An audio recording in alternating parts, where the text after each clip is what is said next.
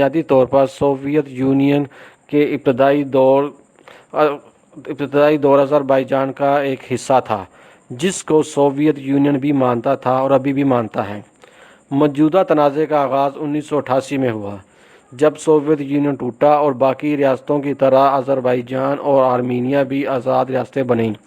تو نگورنو قراباخ میں موجود آرمینیائی نژاد اقلیت نے اس علاقے کو آذربائیجان کا حصہ بنانے کا مطالبہ کیا، اور وہاں موجود آرمینیائی باشندوں نے آرمینیائی فوج کی مدد سے اس علاقے پر قبضہ کر کے علاقے میں موجود آذر باشندوں پر ظلم و ستم کر کے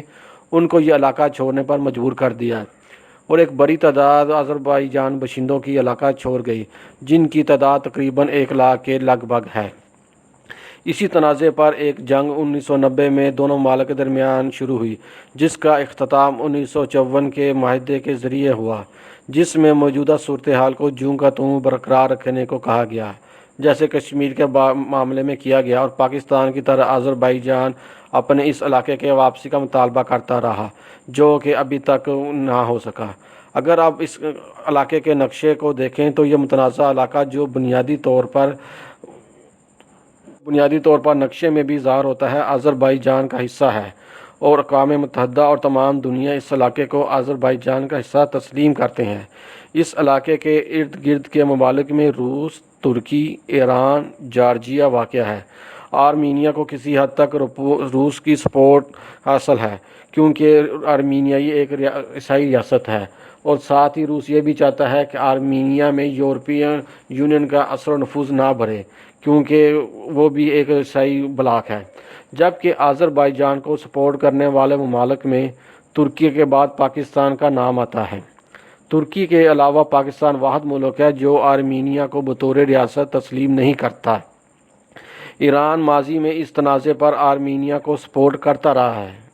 کیونکہ آذربائیجان کو سپورٹ کرنے کی وجہ یہ تھی کہ ایران نہیں چاہتا تھا کہ آرمینیا اس علاقے میں شکست کھائے اور ترکی کا اتحادی فتح سے مضبوط ہو، اور جس کا اثر پوری علاقے کی سیاسی صورتحال پر پڑے، اور یہی پالیسی اکثر عرب ممالک کی بھی ہے۔ یہ حال ہے مسلم امہ کا۔ موجودہ صورتحال اس وقت پیدا ہوئی جب آرمینیا نے آذر علاقوں پر شیلنگ شروع کی، جس کا جواب آذربائیجان نے دیا، اور آخری اطلاع تک آذربائیجان کے دعوے کے مطابق آذر فوجوں نے 7 گاؤں کا کنٹرول آرمینیا سے حاصل کر لیا ہے، اور جنگ میں شدت آتی جا رہی ہے، اور ابھی تک آرمینیا نے اپنے 70 سے زائد فوجیوں کے ہلاک ہونے کی تصدیق کر دی ہے، جبکہ آذربائیجان کے شہید ہونے والے فوجیوں کی تعداد 70 سے بھی کم ہے۔ ساتھ ہی آرمینیا کی جانب سے یہ پروپیگنڈا بھی کیا جا رہا ہے کہ اس لڑائی میں شام اور افغانستان سے مجاہدین شریک ہو رہے ہیں، اور ان کو ترکی کی طرف سے بھیجا جا رہا ہے، تاکہ اس لڑائی کو مسلم عیسائی لڑائی میں بدل کر اور یورپ اور روس کو جہادی قوتوں سے خوفزدہ کر کے ان کی حمایت حاصل کی جا سکے۔ دونوں ممالک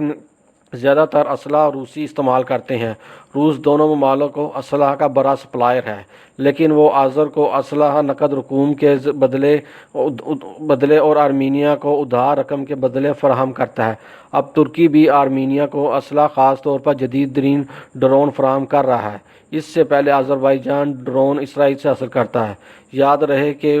آذربائیجان کے اسرائیل سے بھی سفارتی تعلقات ہیں۔ فوجی طاقت کے لحاظ سے دیکھا